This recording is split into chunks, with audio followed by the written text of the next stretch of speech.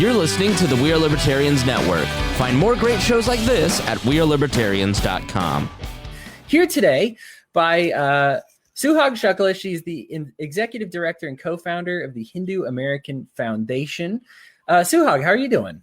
I'm doing good, considering the current state of the world. I am blessed with a roof over my head and a job that allows me to actually not just continue working, but I'm actually busier than I have ever been. Some people, I find that's what's going on. I work at a buffet myself, so unfortunately, I have way too much time on my hands these days. We are very much shut down. Right. Well, I hope things go back to normal for you. Yeah, that'll be great. Although my schedule wouldn't be quite as open as it is now, and that lets me talk to people like you and more interesting things, and finally get projects like this that I've always wanted to do underway. To get the. So today we're obviously, being part of the Hindu American Foundation, we're going to talk about Hinduism, and most people are probably a bit unfamiliar with it. I will admit, most of my podcast is Midwestern, white males that are probably familiar with some form of Christianity or atheism, or maybe Mormonism or Jehovah's Witnesses, but maybe some Catholic in there. But I think Eastern religion tends to be a little mind blowing for them. So just, I guess, give me a general, I don't know if I want to say sales pitch, but what would you say to somebody who's kind of discovering, Hinduism? What's all that about? What would you say? Well, I guess the first thing I would say is prepare to have your mind blown further. So for Hinduism, when your inquiry came in, I'm like, well, this is what it's all about. Freedom is central to not only the teachings and practices of Hinduism, but its end goal. So when we talk about freedom, it is so interwoven into everything, the philosophy, the teachings, the stories that we're told to kind of exemplify some of these abstract teachings, as well as the practices. So I'm excited to share with you how freedom kind of fits in Hinduism. And I don't know if you want me to just kind of first give an overview, and then we can, flesh through any questions that you have, or what would you prefer?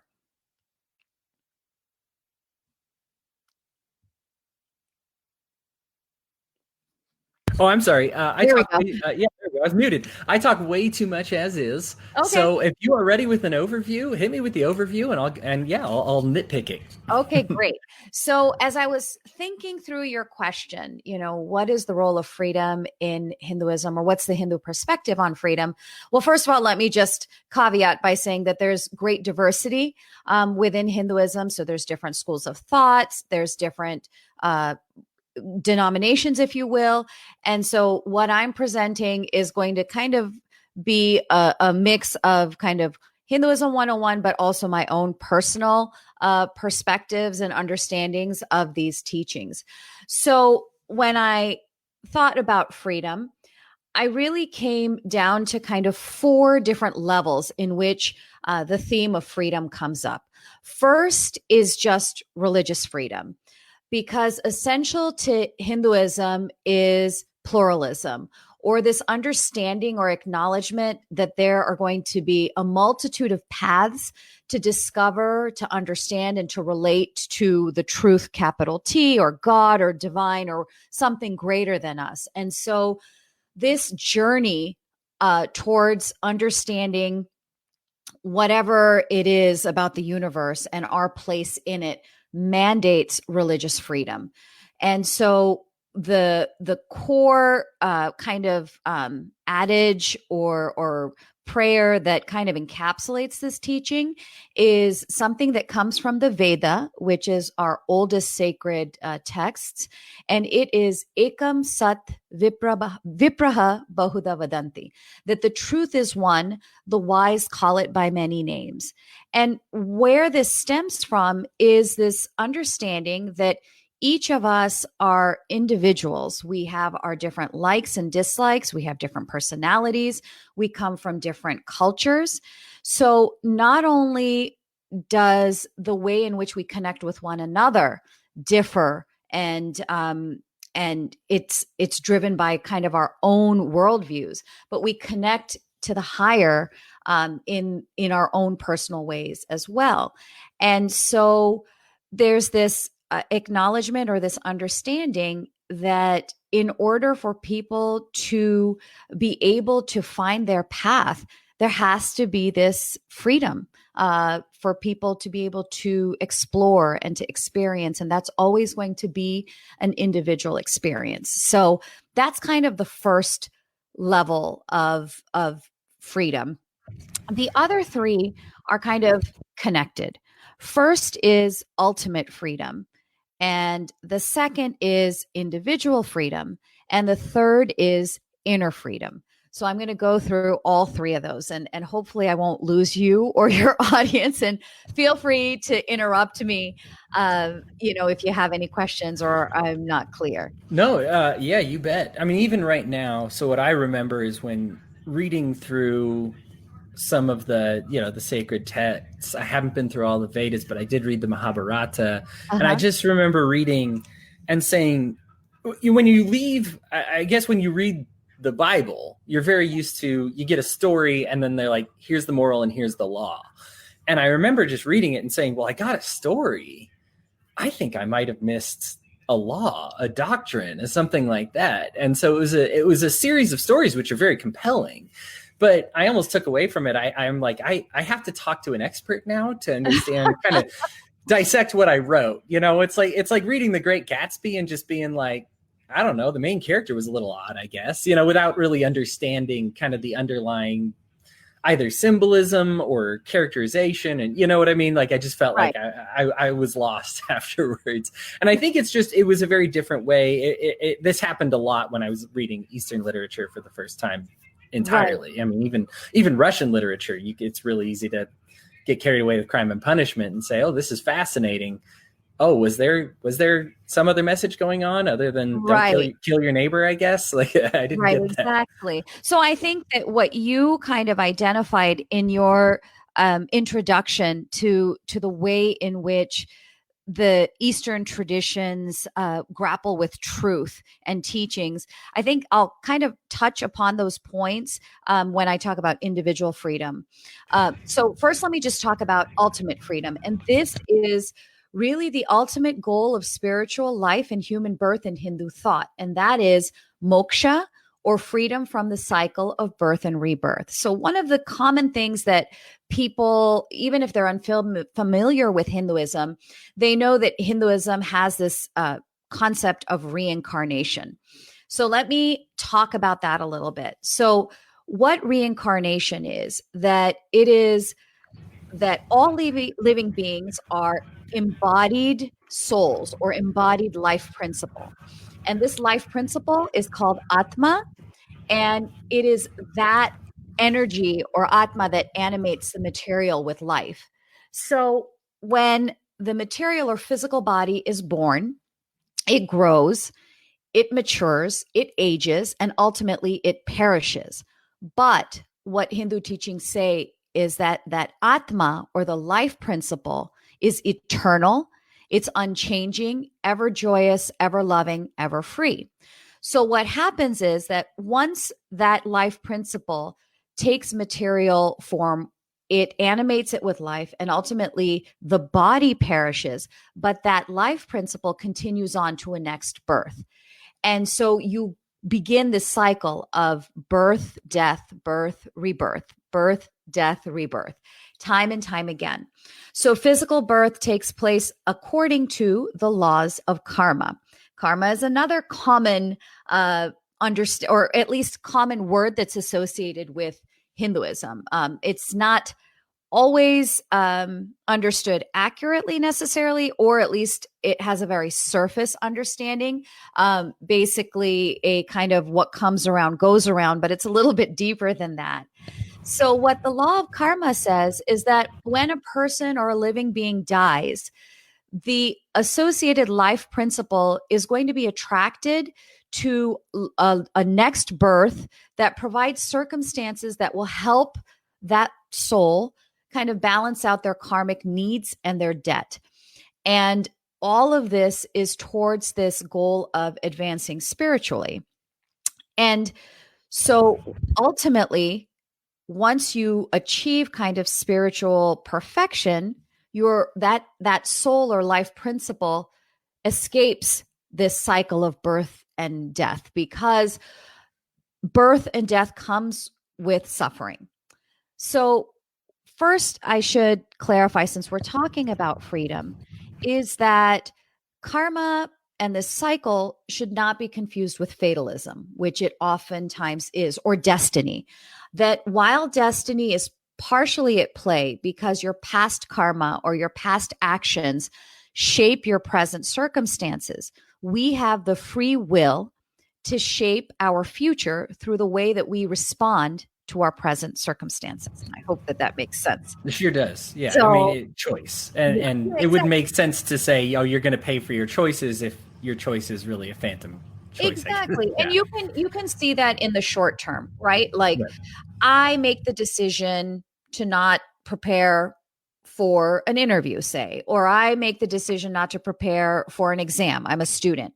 Well, the fruits of that action or inaction, I'm going to see pretty immediately, right? That I'm not going to do well on a test. So you see that in the short term, but with the law of karma, and when you put it into this larger metaphysical framework, that consequence, I may face that consequence in this lifetime, or I might face it in a future lifetime. So that's kind of the longer spectrum of time that that kind of is present in the Hindu tradition. So the law of karma is that every thought, word, and action has a reaction or outcome. So when an individual's thoughts, words, or actions are positive or selfless or righteous, they are going to experience positive effects or rewards. And if their actions are negative, let's say they're lying or stealing or hurting people, that result's going to be negative. So what happens is that every lifetime is seen as an opportunity to pay off our past karmic debt. So if we acted harmfully in a past life, or even in the past of our current life, we always have that opportunity to improve ourselves and to kind of pay off that debt. And so ultimately, when our karmic balance is zeroed out, we achieve the ultimate goal of spiritual life, and that is moksha, or freedom from the cycle of birth and rebirth. So how do we get there? And this is where I think I'm going to touch upon some of the things that you saw these stories, but you didn't see a list of rules. You Right. didn't see law. You didn't see, a set of commandments. And so My tiny brain still just wants somebody to like spank me when I do something wrong. You know, I'm looking for the constant parent over me. I think. Yeah, go ahead. I do want to let you progress, but before I get into that, just to try to rephrase it to make sure I have an understanding of karma and its relationship to your atma. That the idea isn't so much that karma, because I think the way we use it is kind of like, well, you did something wrong, so you're going to get hit by a car later. The idea is that, like when you talk about having a debt, I think the way that I think of it is more of a spiritual perfection, and to say that you might not get to all that in this life. And that's probably pretty understandable. Perfection is a pretty high goal, right? To be able to say, I have nothing hindering me, nothing holding me down, nothing holding me back. We all make these choices, some of us even from a young age, that kind of restrict us and put us in these situations where I say, I made this mistake when I was younger and I'm just paying for it for the rest of my life. But the idea isn't so much paying because it's a type of black and white punishment, but to say you're going to pay for it so that you learn to overcome that, so it's no longer an imperfection in your atma or soul, right? Would that be about right? I think so. It's kind of about, not kind of, but it is about acceptance of the past that we know, and maybe the past that we don't know, and knowing that we can improve from there, right? We are not victim to our circumstance. And so that's the freedom that we have, in terms of being able to continue to evolve as people. Yeah. And so how do we do that? Yeah. That's where the concept of dharma comes in. And dharma is, it's commonly translated as law, but it is not law. And like I said, it's not a list of do's and don'ts, and it's not a set of commandments. So what is dharma? Dharma is one's obligation to act in accordance with one's essential nature. And remember, I talked earlier about this concept that every being, every living being is a vessel for that eternal, unchanging, pure, ever joyous life principle or soul. So innately, Hinduism says that we are good, that we are righteous, that we want to serve others, be all compassionate, all loving. So what Dharma calls upon us to do is to remember what our root is, what our essence is, and engage with the world from that knowledge.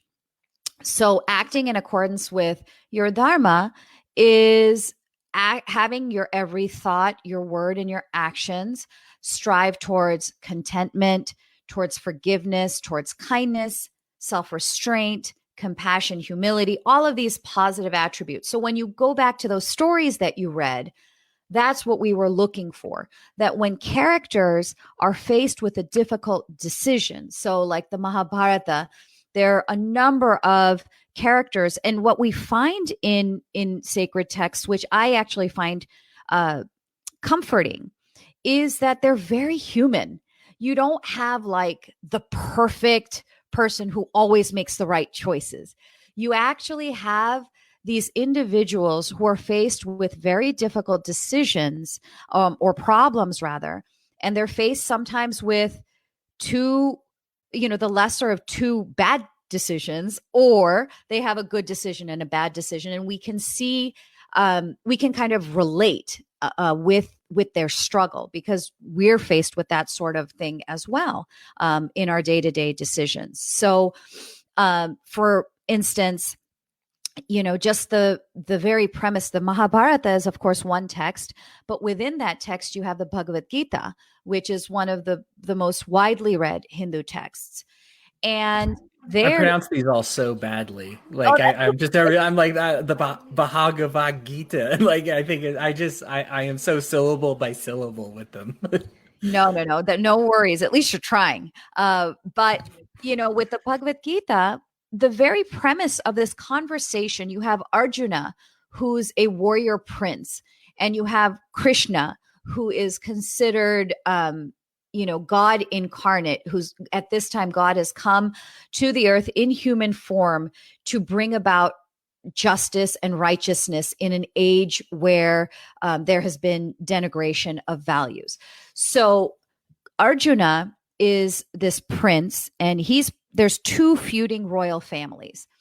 And Arjuna is kind of on the side of the righteous brothers, and he's fighting this other family who happen to be his cousins. So he's on the battlefield. This is the entire scene of the Bhagavad Gita, and where the Bhagavad Gita takes place, this conversation. And Arjuna is looking across the battlefield, and he's a warrior. He has a responsibility to his people.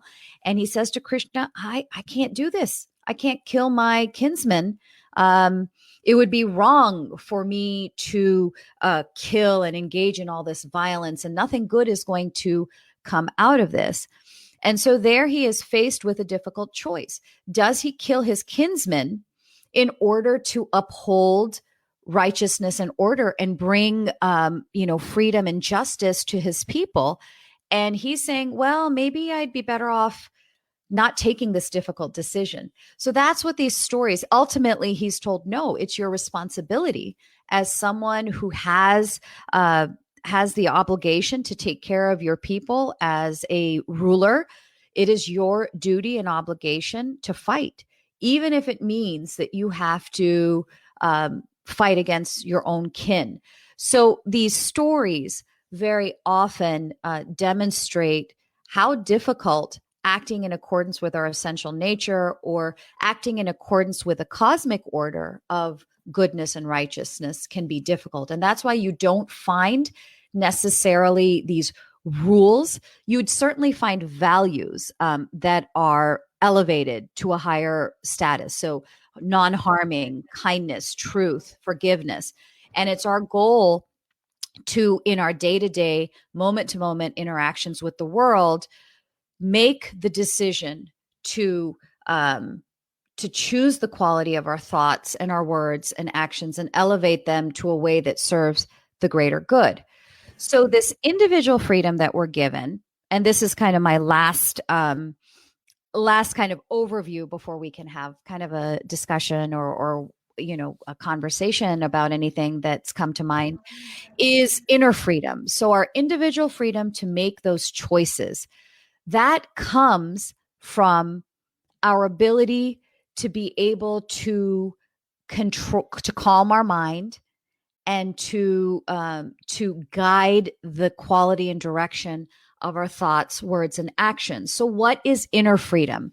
So I consider this Swami Chinmayananda as my guru. He's no longer, he passed away many, many years ago. But what he said, and I love this quote, is not to do what you feel like doing is freedom. I'm going to repeat that again. Not to do what you feel like doing is freedom. So what does that mean? It means, first of all, freedom is the opposite of bondage.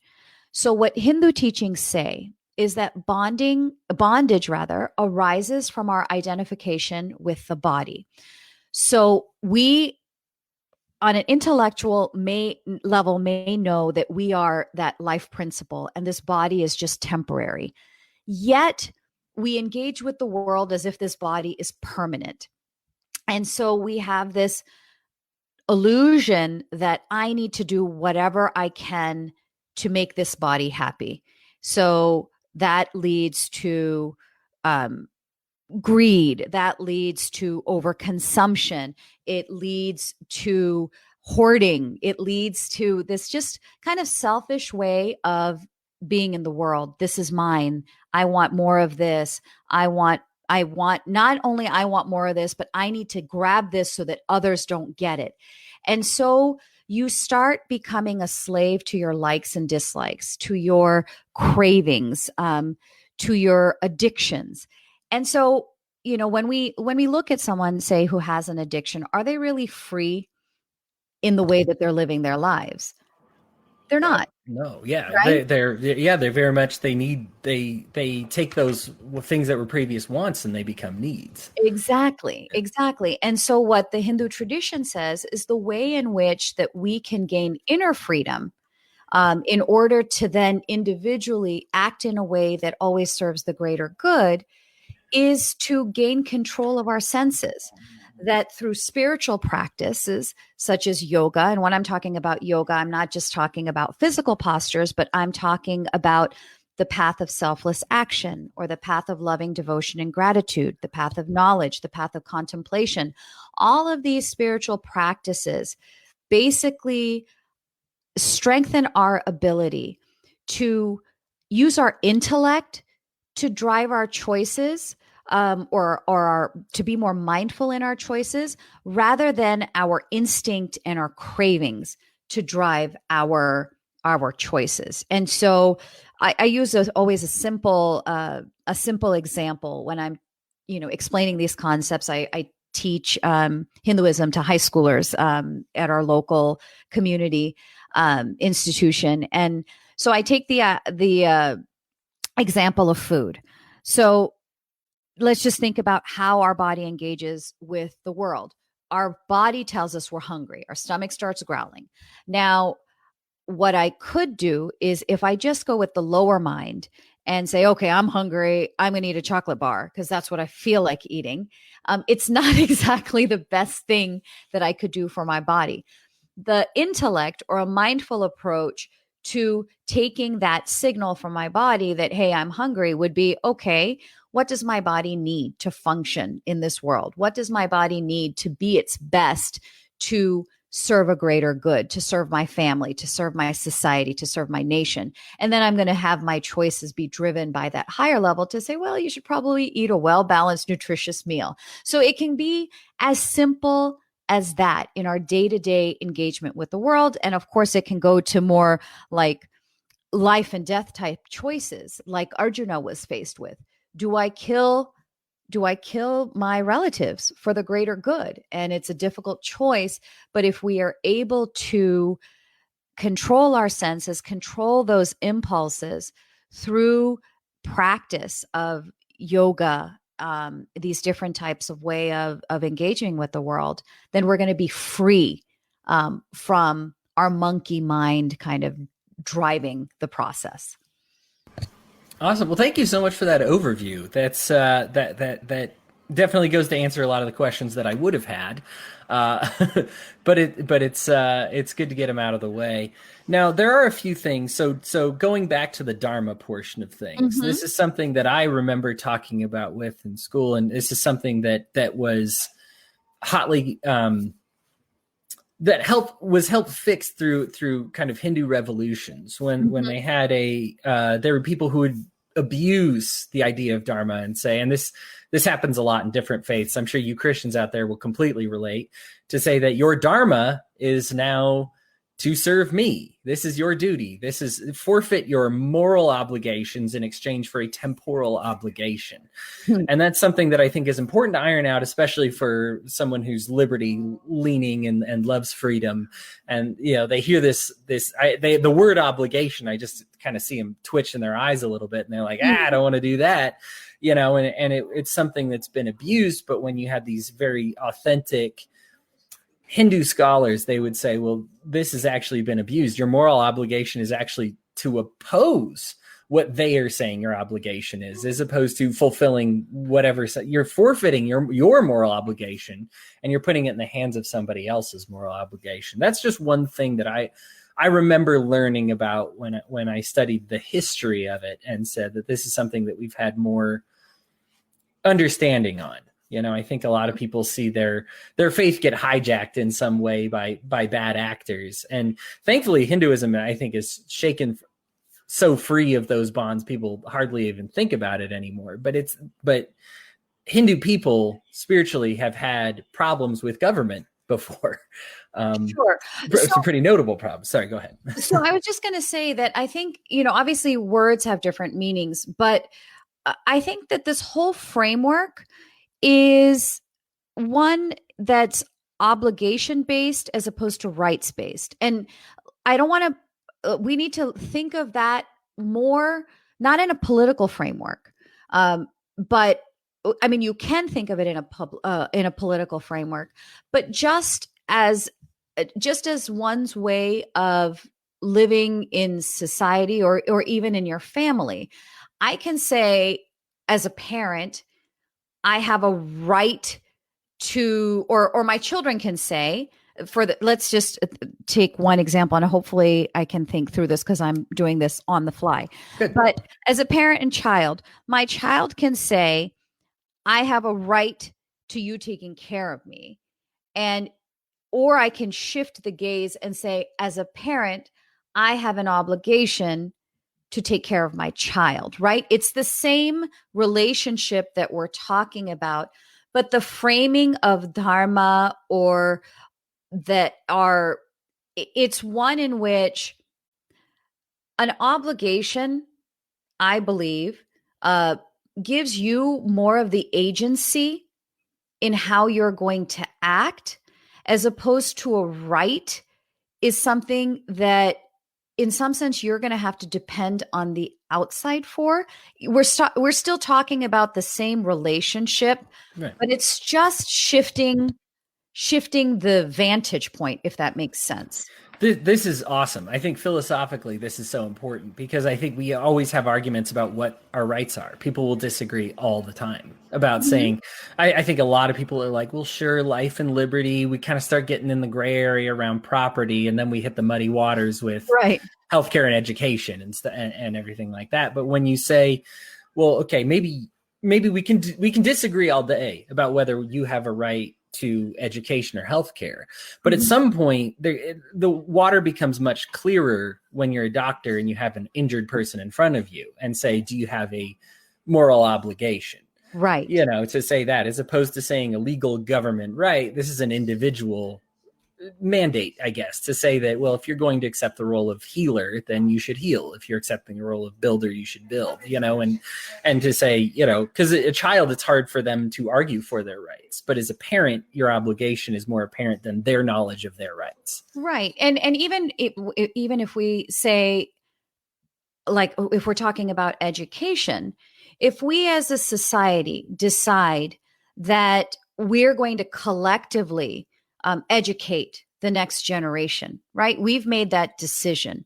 Certainly, we've created a right to education, but with that comes an obligation for us to follow through on what we said we're going to do, right? And so it makes it a two-way street, right? I mean, in some way, we don't just talk about, well, unfortunately, I feel that sometimes the political conversations that we have today are so focused on rights and not as much on responsibilities. And so you can use, I think, obligation and responsibility interchangeably in that sense, that it becomes less about us versus them, which I think too often frames that conversation around rights. It sure does. You know what I mean? Versus Yep. when we're talking about obligation or responsibility, and perhaps that's a word that people might be a little bit more comfortable with, then it makes it, I don't know, more constructive. No, that's fantastic. I think when we talk about libertarianism, one of the overlapping, sometimes synonymous words is individualism. We think about it in terms of individual mandates and personal morality and ability to dictate, as opposed to trying to derive this from other people. I do have a question for you from the audience. Yeah. It is my Uncle Tom. I'm going to post it on screen here. If our core life force is pure, ever joyful, and good, what causes people in each reincarnation to do evil? Is there another spiritual force at play, or is it the flesh contaminated in some way? It's contaminated is probably a strong word, but it's basically rooted from our identification with the body, right? As soon as we start, if I live in the acknowledgement that I am life principle, then I'm going to be very much in awareness of the fact that you also are life principle, that the animals and the earth around me are life principle, and therefore I'm going to treat them the way I would want to be treated.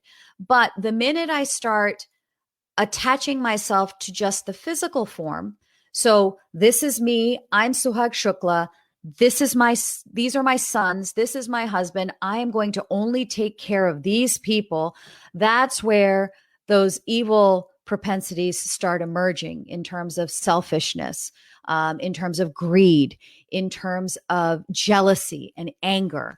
So we're not talking about necessarily a outward evil force, but evil that emerges as a result of ignorance of our core essential nature and how that should drive how we engage with others. Sure. So an example to discuss would be the 2-year-old that takes the sucker from his 1-year-old sister. And he's thinking about himself and his wants. Right. And hasn't expanded yet. He's not necessarily malicious because he doesn't acknowledge this other person's sorrow or hurt. He just acknowledges his own want and desire, right? And this is something, it seems like we have to relearn every cycle, right? Exactly. Yeah. And the thing is that, that child, there might be a certain level of innocence, because they don't necessarily know. But when we see adults doing that, right? I mean, this current crisis is a good example that you have people who hoarded these masks that are so necessary for healthcare workers. And now, they're giving them back, but it's an example of, I need to take care of my own, or I have to do something that's going to benefit me. And so what you lose sight of is the greater good. Yes, there was very much I think everybody can relate to it, even if not with the masks. I think everybody saw the grocery store and they said, hang on, everybody. If we all behaved normally, Right. this thing wouldn't be empty right now, right? Like if Exactly. we didn't make a rush on it, nobody would be struggling. Maybe create a few hours where the compromised might be able to go, something like that. But that doesn't mean we need to take all the toilet paper right now, and this is something that That's such a good point. I mean, I've been limiting my trips to the grocery stores these days, but because I'm only going once a week, I was going through, the.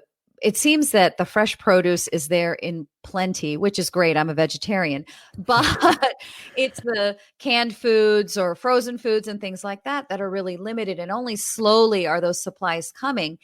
And they have signs up that say limit yourself to two.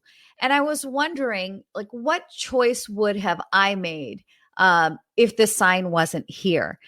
And I have noticed that where there weren't those signs, my instinct is to not take, and I'm not elevating myself. It's just in terms of food. Maybe that's just not something that I'm overly concerned with. But my instinct is, let me not take too much because there's going to be someone else who needs it as much, and I can survive without this. I'll find other ways, right? So we're faced with those types of decisions every moment, whether we're in a crisis or not.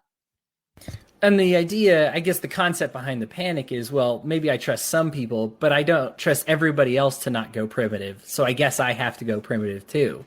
Right. It's almost like their rush, their panic creates a panic in me or a bad action in me because I'm so focused on them and their actions. And well, they're not going to feel any obligation for me, so I'm not going to feel any obligation towards them. And when we talk about these cycles, it's kind of a downward cycle, as opposed to having the relationship with our communities where if everybody looks around, looks at each other and they say, well, I'm thinking of other people as well when I'm grocery shopping, it becomes a very different thing. But it's so hard to picture that culture. I think that's a libertarian culture. That's where we want to get, but it's so hard to picture it. I think we have that impulse in enough people, or at least I like to think so, Sure. that we do. But this idea that the temptation to go kind of what was the word you used, primal, is there.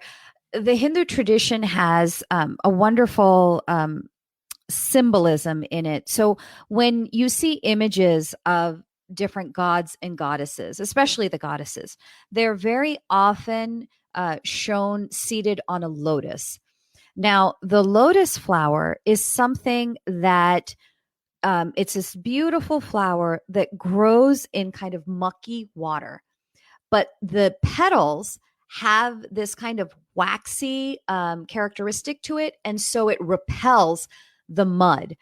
So what we're often told as children when we look at these images, each one of those images have symbolism that holds some of these life lessons or moral values and things. So what we're told about the lotus is that we should be like the lotus, that the lotus is able to be in this muck, but still rise above it, to not be affected by the negative behaviors around us, right? The greed or the lust or the hoarding, that we have the ability through discernment and through knowledge and through higher thinking to make the right choices and to remain untouched by that negative impulse that might be surrounding us.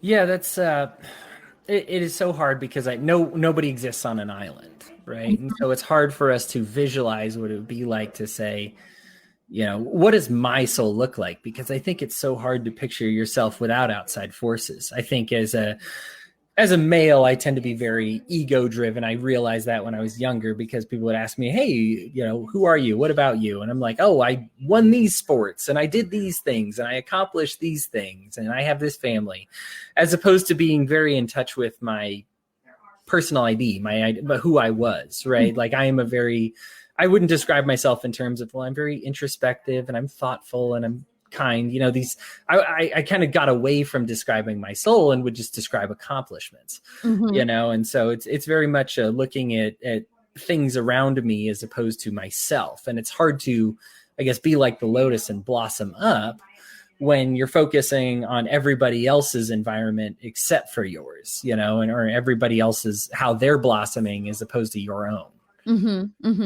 And I also want to say, just in terms of like that reminder, you said that, we oftentimes forget our interconnectedness. I mean, this current pandemic has been such a stark reminder of our, I mean, we have a single threat that is defining life around the planet.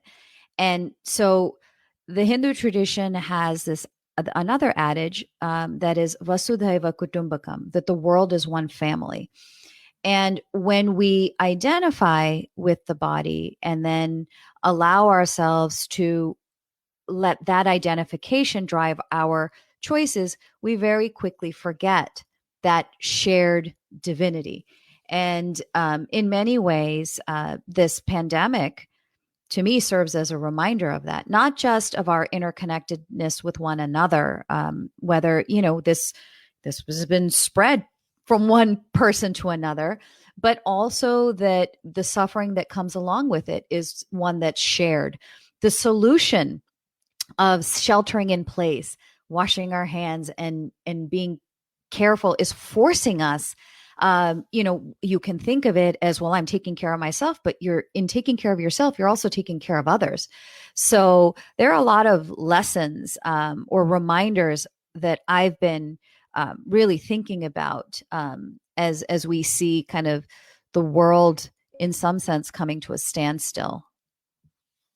Yeah, I want to go back on that because I think what you said is very important. I think that with the humanity being your family, I think this is something that libertarians are so big on, is this anti-nationalism, this idea that the American people are more important than you name it, any other country's people, whether it be Mexico or China or wherever it is, to just say, well, these are American lives, they're more important. And right.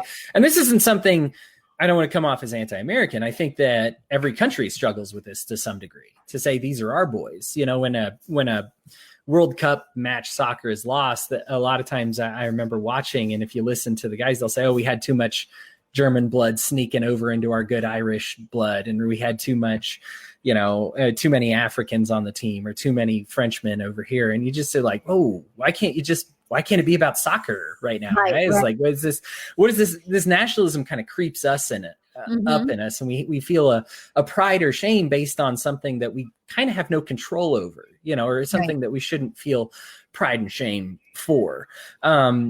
This idea that everyone is your family, who's on your team? Well, I'm trying to be on everybody's team. I'm trying to do best by everybody. We get into these tribal mentalities to say, and I mean, to bring it in within the scope of American politics, to just say, I mean, let's be honest here. We usually have pretty much two sides, either us or them.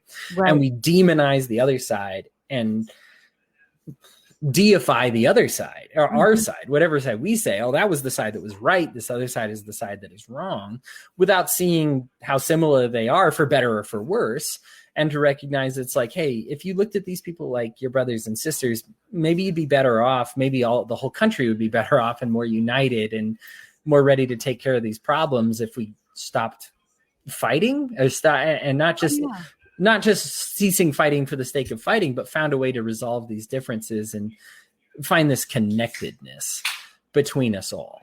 Absolutely. Absolutely. I mean, that's the thing with, when we go to that root cause of evil, that I think the question came from Tom, when we start identifying with the body, that's the first layer of difference, right?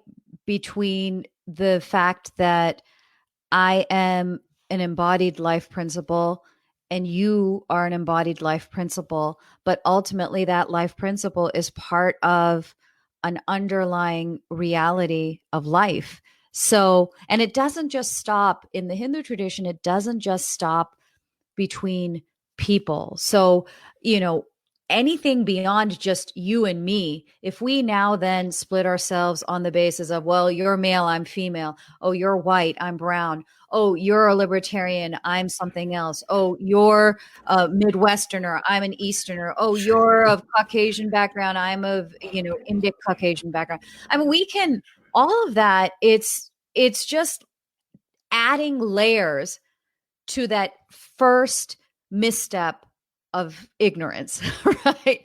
So Sure. it's all, I mean, sometimes people say, oh, it sounds kumbaya, but I mean, let's bring it back to something that we're all dealing with right now. Does this virus discriminate between like countries or genders?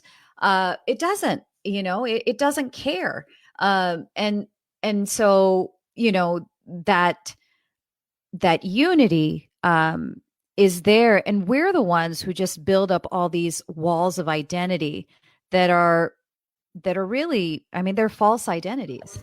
I remember post Columbine, people were debating if it was a regional tragedy or a state tragedy or a global tragedy. And I'm like, look, I mean, can't we just say it's tragedy? I mean, why is it so important that we get the locality of it down right? I guess to say that this is exactly whose tragedy it is. I think it's okay to feel sorrow for what happened. Yeah, I think human tragedy. Right. To look at tragedy. And I mean, I think Hinduism goes a step further than, like you said, it even transcends the human experience to saying, that there are, when you see the pain in somebody else's eyes, there was something when slavery was going around, when we first were founded, the abolitionists would say, I don't want to botch this phrase, it's very short, but it was, am I not a brother and a friend, or something like that, when you looked at the pain in their eyes.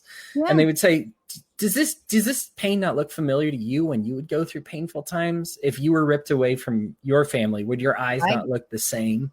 Yeah. And I think you would look into this and say, well, look at, I mean, not to be stereotypical, but the cows, dogs, cats, when they are being in pain and tortured, there's a look in their eyes that is very relatable, even as a human being, even though we find a whole lot of differences between animals and people, to say that there is a common thread there, to say when they experience fear and contentment and happiness, and, sometimes to a greater diversity than what we experience in our emotions is. We kind of learn to contain them, and they are very good at expressing them, I guess, a little more overtly. But, to say that there is some thread here, to say that this is, why should we try to say this is my pain, and so it's more painful than your pain? And I think the more we say this is our pain, this is a shared pain, and give ourselves some moral obligation to each other to try and decrease the amount of that pain and fear and resentment, to say that isn't that our obligation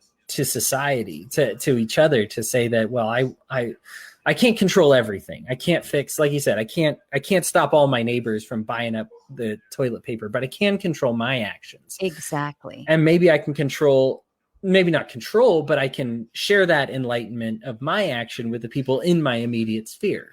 Mm-hmm. And you find that there are when we talk about this current pandemic, there are certain cities around the world that have that mentality a little bit better and didn't experience nearly as many of the problems. They took action.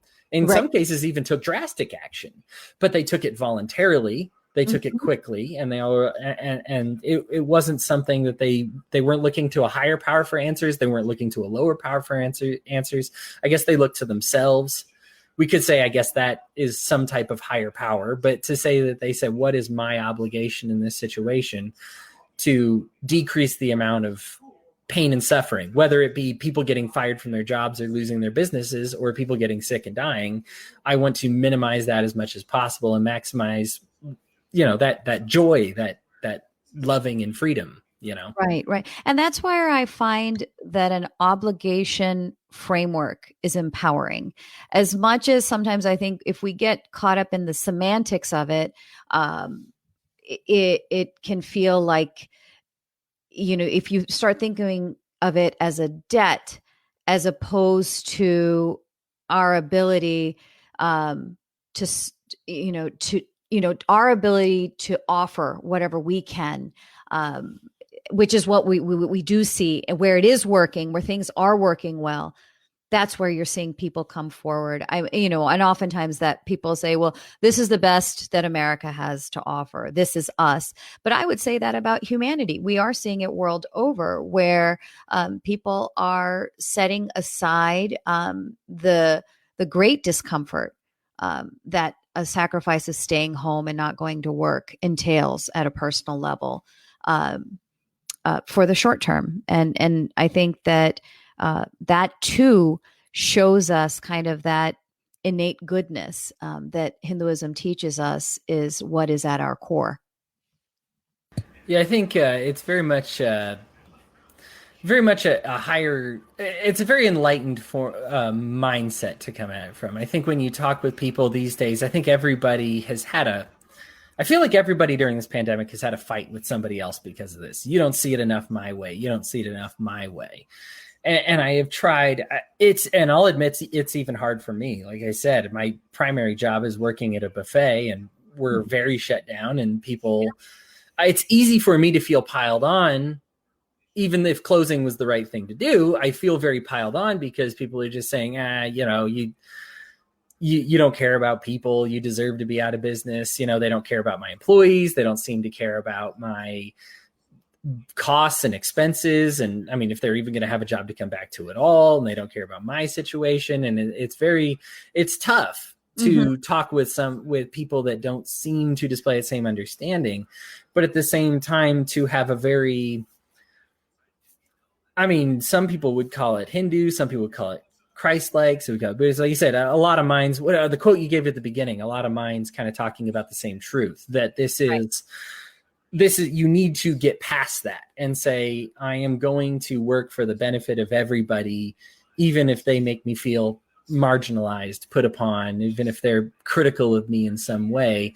Like I said, that lotus blooming in the muck, things are really mucky right now, but this is kind of when you bloom. I guess in the Christian scriptures, they have a parable of the fig tree. When things get hottest, that's when you are at your best. That there seems to be an expectation among religious individuals, especially Hindu individuals, that when things are tough around you, that's when you do your best. That's when you shine your hardest. That's when, when it's nice to visualize this great society, but it's not going to happen if we let crises decrease our understanding. If we let these crises, there's always going to be crisis. There's always going to be difficulties and problems and wars and death and murder and all these terrible things. And if we say, well, these are reasons I can't be enlightened right now, and that I have to fall into something like, I said nationalism before, but falling into slavery, nationalism, imperialism, some type of evil force, because you just say, well, it's a necessary evil.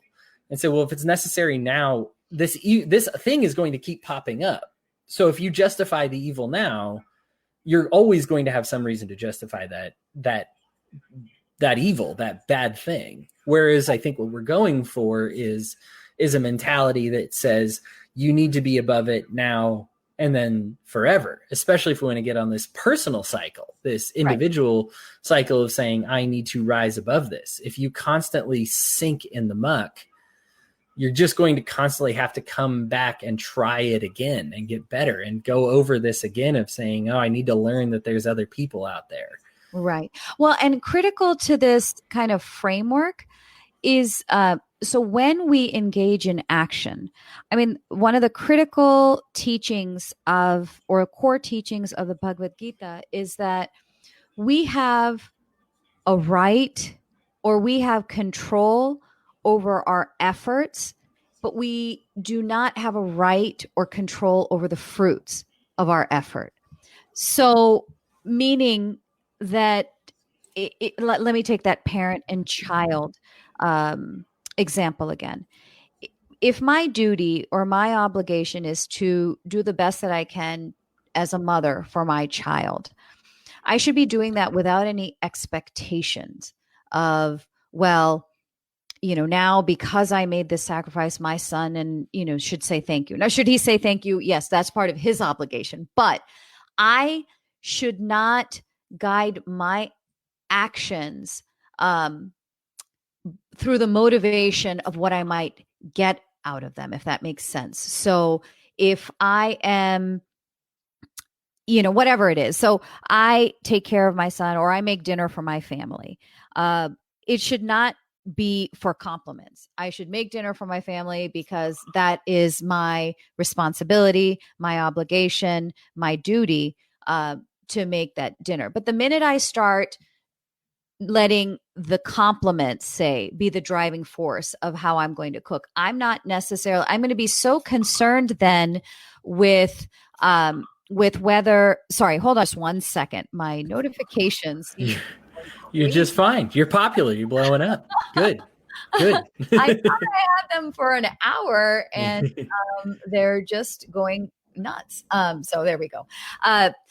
Where was I? So as soon as the fruits of my actions or the fruits of my effort become the motivating factor for the way that I am acting, as opposed to the obligation in my role being the motivating factor, that's going to just bring unhappiness. It's going to bring dissatisfaction. And when you have that sort of dissatisfaction, then the motivation to continue to work in that selfless way diminishes. So if I am banking on the fact that everyone's going to say, oh my goodness, you are such an amazing cook, you should start a restaurant, and that doesn't happen, well, then I get unhappy. I don't take satisfaction or like a soul satisfaction in knowing that I did my best to make a nutritious dinner. So then the next time I'm making dinner, all of a sudden I'm like, well, last time they didn't even acknowledge anything. They didn't say thank you. And all of a sudden, my entire present moment of preparing that meal is colored with all this negativity. Am I going to be bringing the best to whatever I'm making at that point? I mean, this is a very mundane example, but you can take it to, I'm a lawyer, how I might be taking on the work of a client. The minute we start fixating on the reward, it's going to take away from our ability to bring our best effort towards, whatever our responsibility is in that moment. I don't know if that makes sense. Oh, totally. And never feel bad about a food analogy, by the way. Never feel bad, because that is, I find that everybody eats, right? Everybody exactly. That's why that's usually my fallback, that everyone can understand that. How many times do we, I can also take it's kind of like working in the zone. Let's, you said that, you talk about sports and achievements and things like that, that oftentimes, if you talk to the greatest athletes, when you ask them, what were you thinking at that moment? They're not thinking about a touchdown or a goal. They're talking about landing the ball where it needs to be. They're thinking about passing the ball in a way that it lands in the receiver's hands, and then it's going to go forward, right? They're not thinking 2 steps ahead. They're thinking, this is my obligation. This is my responsibility. I have to take the ball and get it here. They're in a zone at that point, and nothing else is distracting them. Then whether they score the touchdown or not, it doesn't matter, because you're there to appreciate the play. So there's another, maybe analogy to think about what it is to act in the world because it's our responsibility or our duty, and not be so concerned because we don't ultimately have control of what the fruit of that effort's going to be. Right. It's tempting to control outcomes. It's something you can influence, but something you can't create. We acknowledge that Dan Marino was amazing, but he didn't win the Super Bowl, but it's probably not his fault, right? I mean, there's a lot of outside factors, and he can be the best factor that he can be. Maybe there's even other people who argue he could have been a better factor, but he certainly, unless you watch the game and examine his actions, and I guess, unless you're him, you really can't quite say, oh, this team's just terrible, or you can't just say, oh, it's all on him, if you don't understand everything else going on. Well, I'm glad you brought up Dan Marino. My husband will be very happy. He's a hardcore Miami Dolphins fan and believes that Dan Marino is the greatest ever. So I would very much say he got a rough shake, but I don't feel too bad when you guys had so many decades of Don Shula, and the only perfect team still, those 72 Dolphins, darn it. I did want to finish. I know we're closing in our final minutes here, but there's something that I feel like I would be negligent to not talk about, Sure. Especially when it comes to Hinduism, and that's their contribution to civil disobedience, which is something that has been very integral to libertarian philosophy, not just in the sense of what it means to be libertarian, but how one brings about freedom, how one brings about liberty. And civil disobedience is so core to it, especially when we look at their very real practical applications. Some would just call it peaceful protests. They call it the doctrine of non-resistance and many things. But I guess what would you have to add about civil disobedience and its importance as far as functionally bringing about freedom? I mean, historically, of course, Mahatma Gandhi and his satyagraha, his nonviolent protest was instrumental in helping India gain its independence from the British. When you look at the core components of what that meant, it was deeply rooted in these teachings that we've been talking about for the past hour.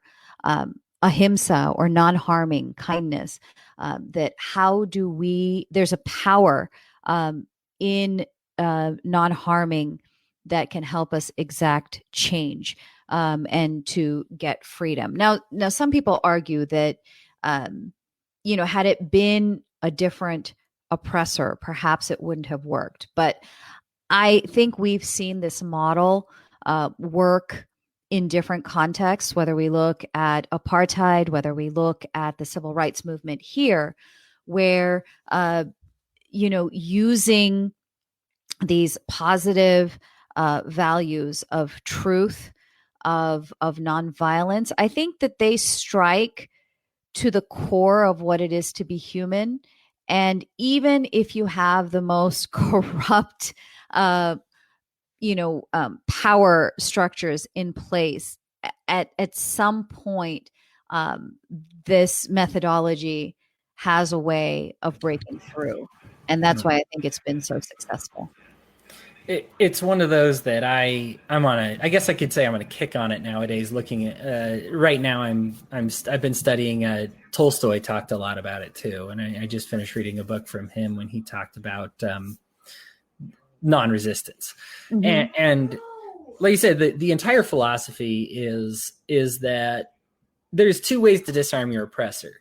You can do it with sheer numbers. If you really have it, you can shoot your oppressors, I guess, and get rid of them. But odds are they wouldn't be your oppressors if you could do that. And so the other way to do it was, and I find this so fascinating, the history of it, but watching the correspondence between the crown saying, execute these people that resist, and the people that were given the orders saying, I won't. I can't. Yeah. I just morally can't. And so and they've disarmed their enemies in a way that made their enemies voluntarily disarm. Right.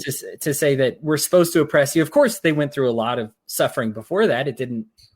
I don't know of any successful revolution that really had no struggle. And so, of course, there were people who fired on them and did terrible things. But then you had the majority one, which was saying, I know I was okay with doing this at first, but these people were very kind to me and healing to me. And so I'm not going to do it anymore. And you might feel justified morally in saying, well, we should throw rocks at them and shoot them. But does that work? Did that actually get you ahead functionally? And this is, you want to talk being kumbaya. This is where I feel like being a hippie straight up, because I just say, I feel more safe in decreasing the number of my oppressors by making them not want to oppress me than trying to be the best gunslinger in the world and shoot them all before one of them can shoot me. Like, I think for me, there's a better guarantee of safety in that than there is to try and, I guess, be violent. Right. And, kind of, and I don't know if this necessarily goes back to what you were saying, but something you said made me go back to this quote that I had said, that not to do what you feel like doing is freedom, right? So even nonviolent struggle, it takes a great deal of self-discipline. And that comes from kind of internalizing these values of non-harming, internalizing the fact that at the end of the day, even if this person is wanting to harm me, that person has the same life principle in them that I have in me. And if there's a way to touch it, and the best way to touch it is through the best that is available to us in terms of kindness, compassion, love, dialogue, all these things.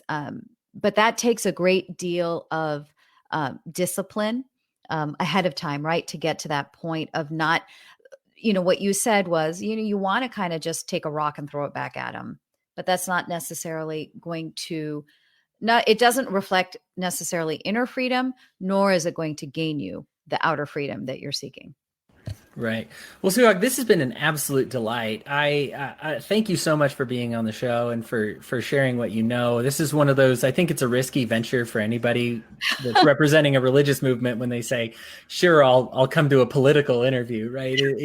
You're mixing some very volatile chemicals, but you did fantastically. I just wanted to say thank you so much. Thank you. This was a great conversation. It got me to think about freedom once again.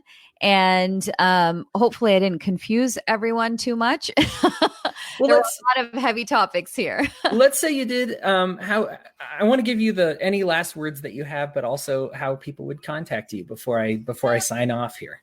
If people are interested in learning more about Hindu teachings, we actually have a wonderful resource on our website. It's www.hinduamerican.org. And if they drop down on the menu that says Hindus and Hinduism, there's a Hinduism 101, where a lot of these concepts are explained in greater detail about karma, about dharma, about rebirth and pluralism. So all of the things that I've talked about today, if people are curious, I welcome them to take a visit. Awesome. Well, thank you again, Suhag. Again, it's just been fantastic. And listeners, I appreciate you joining with us. Again, Patreon supporters, we can't do this without your support. We had a lot of great interaction today, a lot of views, and I just appreciate all you for tuning in. Please share if you found some value in it. And just have a blessed rest of the day. I look forward to talking to you all next time. You're listening to the We Are Libertarians Network, and you can find more great shows like this at wearelibertarians.com.